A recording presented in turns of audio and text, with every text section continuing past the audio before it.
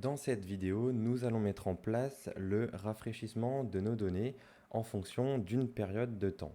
C'est une fonctionnalité donc très importante ici dans Google Data Studio et cette fonctionnalité va nous permettre d'automatiser donc l'actualisation de nos données, donc des données du fichier source. On va retourner ici dans les paramètres de notre base de données. Donc on va cliquer ici sur édition de la source de données pour ici notre premier onglet.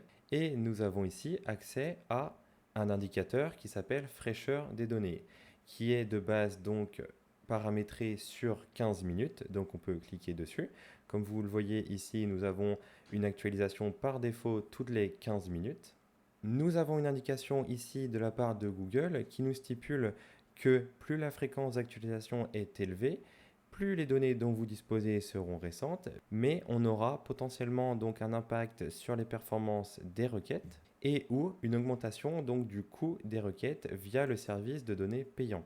Donc ne vous inquiétez pas, pour les sources de données qui proviennent de Google Sheets, vous n'avez pas de service payant. Donc vous pouvez actualiser comme vous voulez vos données.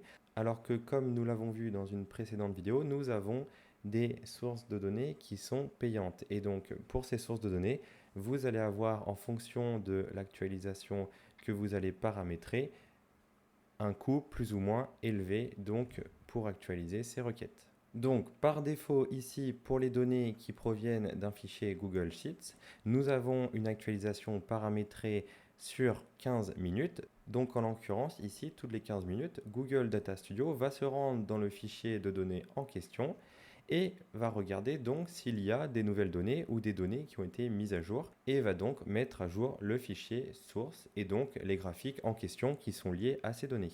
Donc moi, pour l'exemple, je vais sélectionner ici toutes les heures, ce sera bien suffisant. Je clique sur OK. Et dans mon cas, ici, j'ai donc l'onglet base avec formule qui provient de notre base qui s'appelle base, ainsi que l'onglet produit qui provient du même fichier source. Étant donné que je les ai importés de manière séparée, je vais devoir aussi configurer ici l'actualisation pour l'onglet produit qui se trouve dans la même base. Donc je clique pareil sur Edit. Et nous avons aussi ici fraîcheur des données. Je vais paramétrer sur la même durée, donc toutes les heures. OK. Et comme ça, nous avons homogénéisé ici l'actualisation de nos différents onglets. Dans certains cas, il peut être intéressant d'actualiser plus rapidement une base de données qu'une autre. Cela dépendra bien évidemment de vos données ainsi que des visuels que vous allez avoir dans votre rapport.